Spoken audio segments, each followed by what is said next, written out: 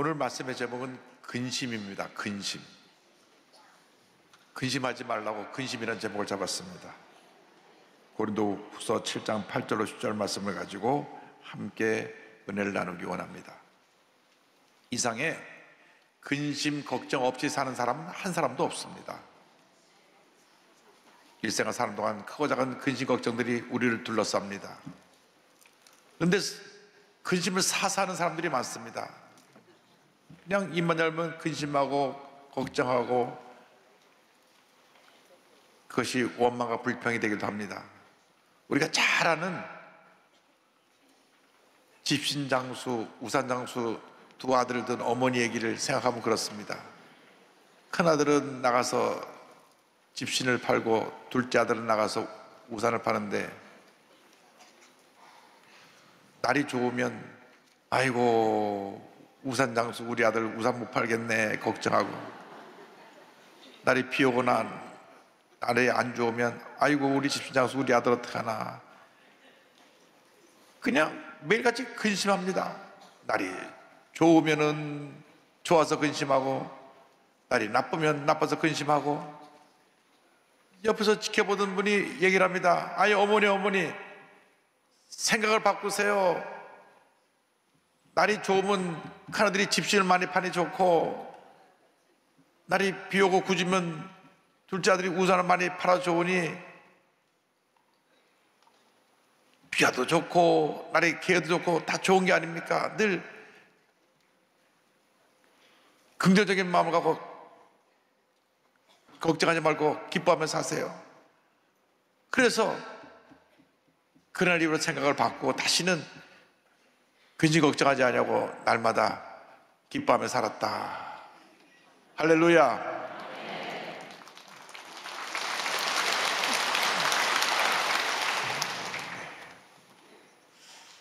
우리가 다 잘 아는데도 잘 안 된 그것이 문제입니다. 문제는 내 자신이 어떻게 마음을 먹고 사느냐 하는 것이 내 삶을 이끌어가는 것입니다. 염려, 근심, 걱정은 백해무익한 것입니다. 염려한다고 달라진 것이 아무것도 없습니다. 근심한다고 달라진 것이 아무것도 없습니다.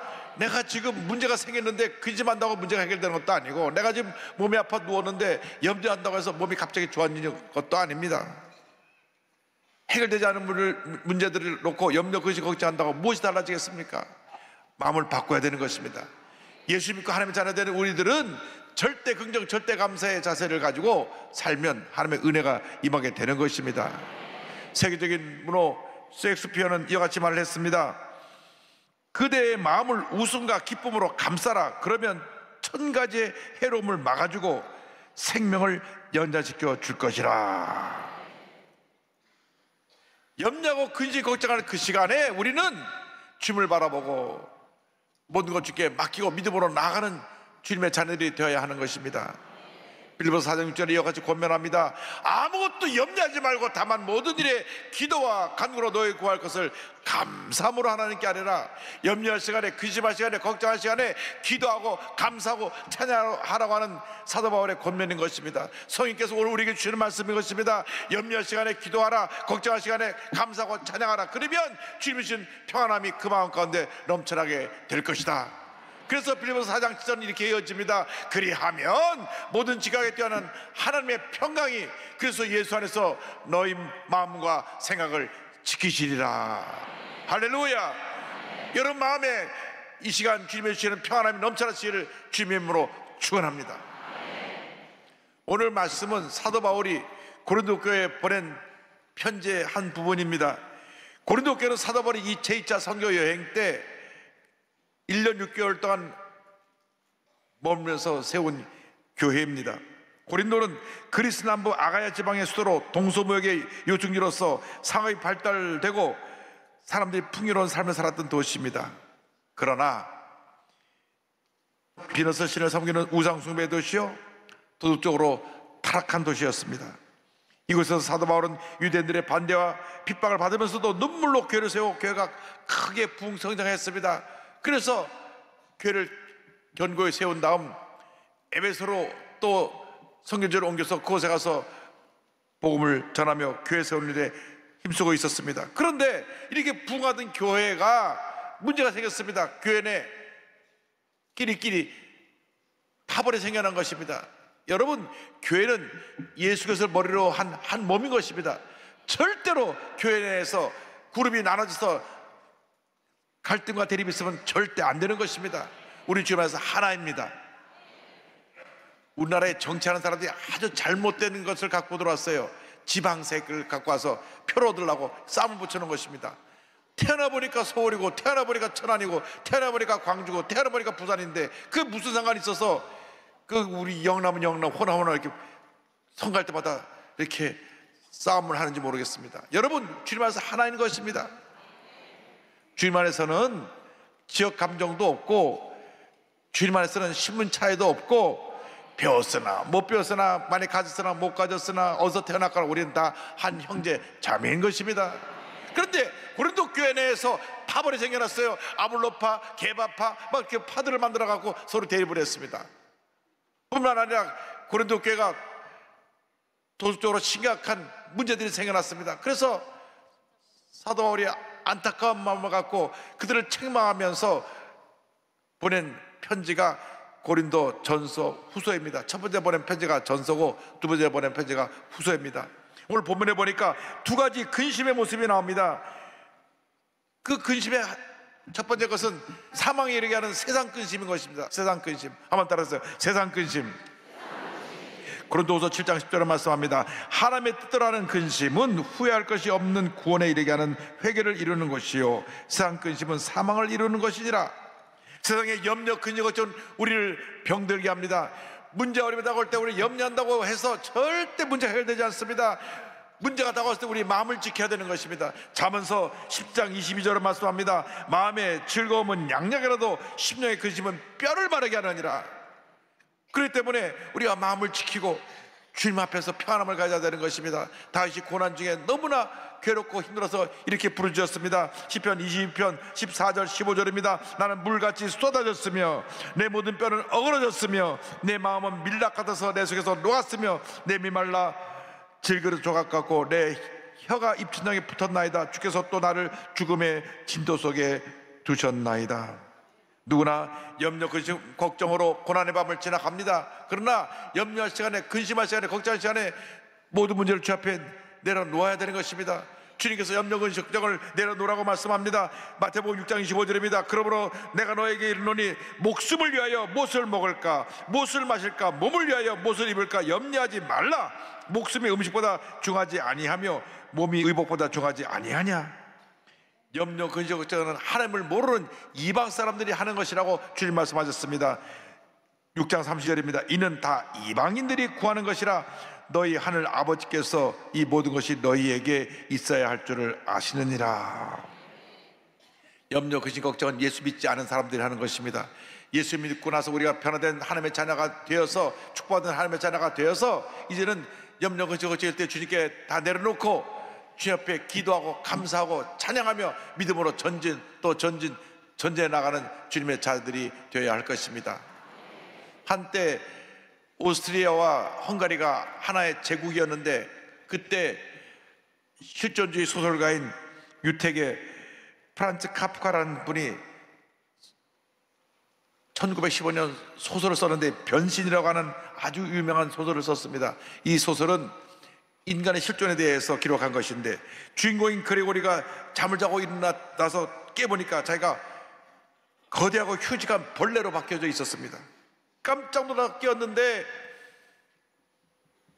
자기가 거대한 벌레로 변해 있어서 이제 어찌할 줄 모르고 있는데,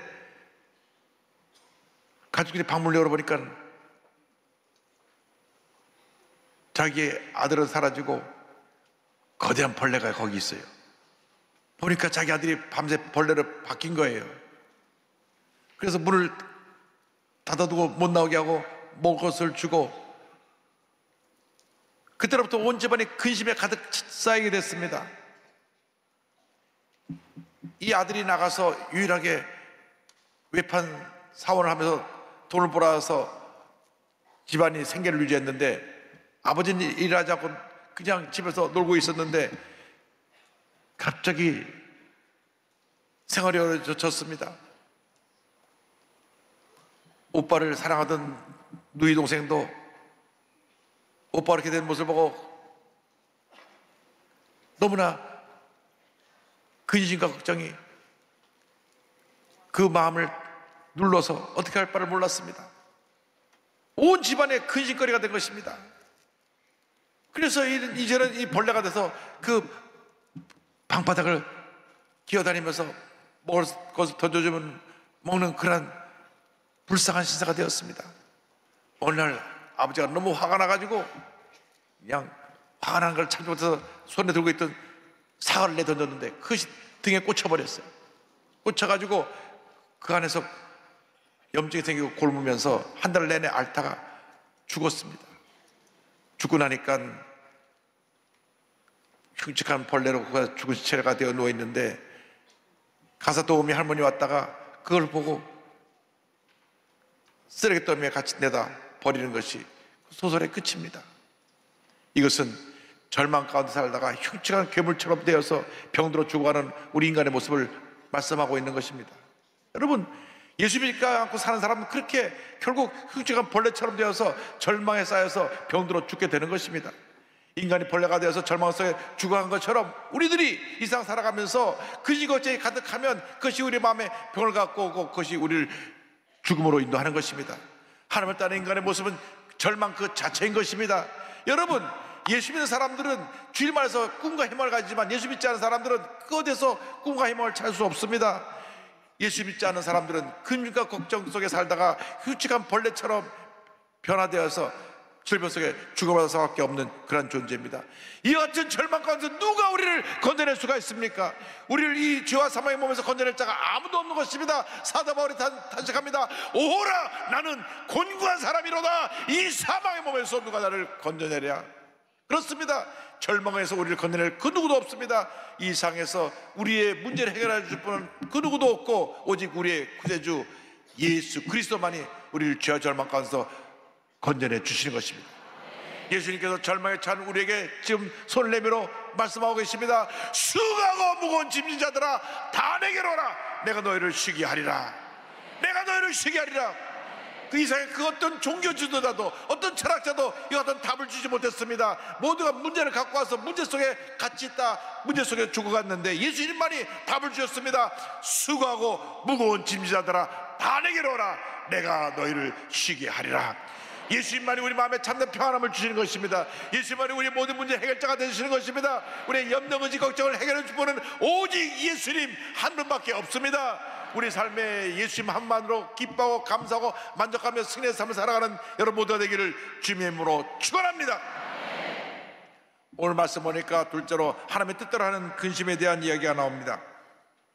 고린도후서 7장 9절입니다. 내가 지금 기뻐하면 너희로 근심하게 한 까닭이 아니요 도리어 너희가 근심함으로 회개함에 이른 까닭이라. 너희가 하나님의 뜻대로 근심하게 된 것은 우리에게서 아무 해도 받지 않게 하려 함이라. 하나님의 사람들은 하나님의 뜻대로 살지 않을 때 거룩한 근심을 해야 되는 것입니다. 여러분, 예수 믿지 않은 사람은 양심이 마비가 되어서 죄를 지으면서도 죄에 대한 그러한 뉘우침이 없습니다. 그러나 하나님의 뜻대로 사는 사람들은 하나님의 주신 양심을 갖고 잘못된 행동을 하고 잘못된 삶을 살 때 근심하게 되는 것입니다. 거룩한 근심은 우리를 회개로 이끌어갑니다. 다윗이 잘못됐을 때 하나님 앞에 거룩한 근심을 하고 엎드려 기도했습니다. 시편 38편 17절 18절입니다. 내가 넘어지게 되었고 나의 근심이 항상 내 앞에 있사오니 내 죄악을 아뢰고 내 죄를 슬픔이니이다. 사람이 누구나 때때로 실수할 수 있고 잘못할 수가 있습니다. 그러나 그때 즉시 우리가 주 앞에 엎드려 기도해야 되는 것입니다. 거룩한 근심을 해야 되는 것입니다. 주여 나를 용서하여 주옵소서. 내가 잘못했나이다. 주 앞에 나와 회개하고 엎드려 주 앞에 죄 도우심을 간구하며 기도할 때 하나님의 용서와 은혜가 임하게 되는 것입니다. 그렇기 때문에 하나님의 사람들은 언제나 영적으로 깨어 있어야 되는 것입니다. 그래서 잘못된 생각을 할 때, 잘못된 말을 할 때, 잘못된 행동을 할 때 회개하고 깨닫고 돌이켜야 되는 것입니다. 주님 앞에서 잘못된 일을 할 때 마음에 거룩한 근심이 생겨나서 주 앞에 회개로 나갈 때 하나님의 은혜가 임하게 되는 것입니다. 시편 34편 18절입니다. 야훼는 마음이 상한 자를 가까이 하시고 충심으로 통행하는 자를 구원하시는도다. 할렐루야. 하나님의 뜻대로 하는 근심은 우리를 구원으로 인도하는 것입니다. 고린도후서 7장 10절은 말씀합니다. 하나님의 뜻대로 하는 근심은 후회할 것이 없는 구원에 이르게 하는 회개를 이루는 것이요 세상 근심은 사망을 이루는 것이니라. 하나님은 긍휼이 무한하신 하나님이신 것입니다. 하나님은 우리를 늘 긍휼히 보십니다.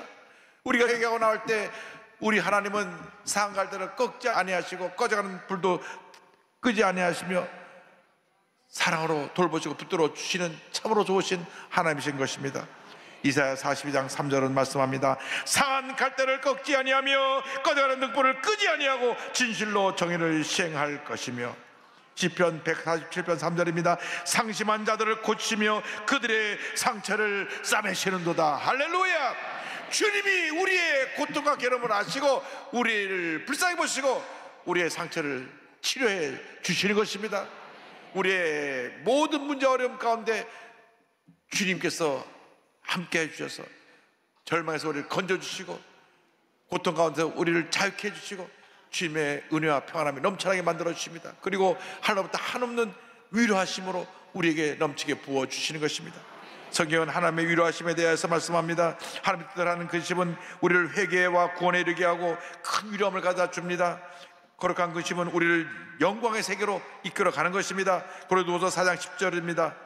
우리가 잠시 받는 환난에 경한 것이 지극히 크고 영원한 영광에 주한 것을 우리에게 이루게 함이니 잠시 내가 고통을 당하지만 잠시 내가 어려움을 당하지만 잠시 내가 문제 가운데 있지만 장차 우리가 다가올 하나님의 영광과 하나님의 은혜와 축복은 비교할 수가 없는 것입니다. 하나님의 큰 은혜가 우리 모두에게 임하게 될 것입니다. 선교 100주년 교회를 담임하시고 30년 목회를 정리하신 우리 이재철 목사님의 책을 최근에 읽으면서 제가 여러 가지로 느끼는 것이 많았습니다. 목사님께서 이렇게 또 설교하신 말씀을 보면서 우리가 주님을 할 때 참 힘들고 어려운 길을 가지 않은 사람이 한 사람도 없다, 그런 생각을 했습니다. 30년 동안 목회를 하면서 수많은 도전이 있었고 수많은 칼을 맞았다. 하나님의 은혜가 없었다면 목회하기 어려웠을 것이다. 그리고 목사님 말씀하셨습니다. 나는 매일같이 이렇게 기도합니다. 바른 것을 분별하는 지혜와 바른 것을 실천하는 용기와 바른 것을 포기하지 않는 인내와 바르게 더불어 살아가는 은혜를 주십시오. 할렐루야. 하나님의 붙드심과 위로하심 때문에 30년 동안 목회를 성공적으로 잘하시고 그 사역을 말 수 있게 되었던 것입니다. 하나님이 우리와 함께 하십니다. 우리 일생 다가도록 하나님이 우리를 붙드시고 지키시고 보호하시고 인도해 주시는 것입니다. 어떤 환난이 다가오고 문제가 다가와도 주님만 믿고 나가면 주님이 우리를 붙드시고 위로하시고 놀라운 은혜로 함께 주시는 것입니다. 그래서 사랑의 주님이 이 세상에서 주지 못하는 그 누구도 우리에게 가져오지 못하는 참된 위로와 편함을 우리에게 넘치게 부어 주시는 것입니다. 고린도후서 1장 3절로 5절입니다. 찬송하리로다. 그는 우리 주 예수 그리스도의 하나님이시여 자비의 아버지시여 모든 위로의 하나님이시며 우리의 모든 환난 중에서 우리를 위로하사 우리로 하여금 하나님께 받는 위로로서 모든 환난 중에 있는 자들을 능히 위로하게 하시는 이시로다. 그리스도의 고난이 우리에게 넘친 것 같이 우리가 받는 위로도 그리스도로 말미암아 넘치는도다. 주님이 우리 함께 하십니다. 주님이 우리를 도우십니다. 우리의 삶 가운데 모든 슬픔과 고통과 괴로움을 하시고 주님 옆에 오셔서 우리를 붙드시고 도우시고 함께 하시고 우리를 은혜의 자리로 이끌어 가시는 것입니다. 우리의 상처를 어루만져 주시고 우리를 위로해 주시는 것입니다. 절망의 자리에, 슬픔의 자리에, 아픔의 자리에, 병상에 누워있는 자리에 주님 오셔서 우리를 어루만져 주시고 내가 너와 함께한다, 힘내라, 내가 너를 도울 것이라 주님께서 위로해 주시는 것입니다. 고난으로 고통 가운데 있던 한 장애인이 주님의 가운데 이제는 입으로 꿈을 그리는 미술작가가 되었는데 그분 이름이 임경식입니다. 손이 아닌 입으로 그림을 그리는 구필화가 임경식 작가는 19살 때 불의의 교통사고를 당해서 사고 당시 4번째 목뼈가 부러지면서 신경이 끊어져서 목 아래로는 움직일 수 없는 지체장애인이 됐습니다. 처음에는 병원에 실려갔을 때 곧 태어나겠지 했는데 목에 호흡기를 끼고 숨을 겨우 쉬며 중환자실에 오랜 기간 누워있자 희망이 변해 절망이 됐습니다. 몸이 불편하고 마음대로 움직일 수 없으니까 온갖 짜증과 불평은 가족들에게 쏟아놓았습니다. 심지어는 자기에게 음식을 보여준 어머니에게도 엄마 나 더 이상 이렇게 살기 싫어, 나 좀 죽여줘, 엄마의 마음에 못을 박았습니다. 근데 어머니는 얼마나 그 아들을 사랑하고 아들을 위해서 기도하는지, 어머니는 독실한 크리스찬입니다. 모든 가족들이 이 아들을 위해서 기도하기 시작했습니다. 어머니는 뇌졸중으로 이 몸의 한쪽에 마비가 왔는데도 거동이 불편한데 15분이면 갈 수 있는 새벽 예배를 갈 수 있는 교회를 50분 걸려서 겨우겨우 걸어가셔서 매일같이 새벽 기도를 하시면서 아들을 위해서 눈물로 기도합니다. 우리 아들이 예수 믿고 변화되어서 이 절망에서 일어날 수 있게 하여 주옵소서. 이 모든 어려움을 이길 수 있게 하여 주옵소서. 눈물로 기도합니다. 그리고 하루에 아침 9시, 오후 3시, 오후 저녁 9시에 3번 시간 정해놓고 아들에서 기도하고 또 기도하고 또 기도합니다. 그러자 그 아들의 마음이 조금씩 변화되기 시작했습니다. 내가 이렇게 무의미하게 이렇게 무기력해 살면 안 되겠구나.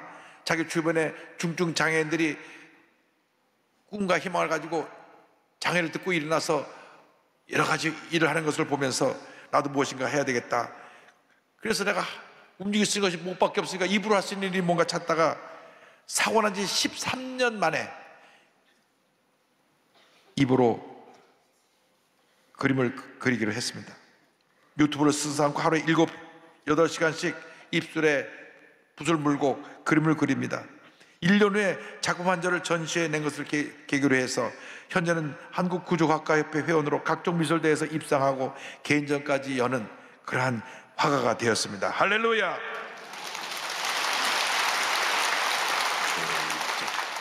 저거 한번 입에 가서 펜불 한번 해보세요. 잘 안 돼요. 그런데 하루에 7, 8시간씩 입에 물고 그리고 또 그리고 또 그리고 또 그래서 지금 저렇게 아름다운 작품을 많이 내는 훌륭한 작가가 되었습니다. 정말 하나님이 함께 하시니까 이렇게 우리 멀쩡한 사람도 잘 그림 못 그리는데 저렇게 훌륭한 화가가 됐습니다. 임 작가님의 대표작은 꿈을 꾸다 시리즈입니다. 꿈을 꾸다. 어항 속 금붕어와 거북이가 어항을 벗어나 하늘을 자유롭게 움직이는 그러한 모습을 그리면서 느려도 조금씩 꿈을 향해 나가는 자신의 의지를 표현했습니다. 언제가 나는 저 하늘 날아가는 그런 모습처럼 이 모든 것을 자유를 받겠다고 하는 꿈을 가지고 그는 그림을 그렸습니다. CBS 세상을 바꾸는 15분 강연에서 이렇게 자신의 삶을 소개합니다. 해줄 수 있는 게 기도밖에 없었다는 어머니의 기도가 제 마음을 열게 해주셨고 저를 새로운 삶으로 나오게 이끌어 주었습니다. 살다 보면 세상과 단절되어 사는 경우가 있습니다. 살아있지만 살아야 있는 것 같지 않은 인생들도 참 많은 것 같습니다. 그러나 죽어도 되는 삶은 없습니다. 죽어야 하는 삶도 없고요. 제가 그림을 하기 전까지 13년 동안 세상과 단절하여 꿈도 미래도 소망도 없이 어두운 시간을 보냈습니다. 하지만 지금은 다릅니다. 하늘 나는 금붕어처럼 새로운 삶은 반드시 옵니다. 할렐루야.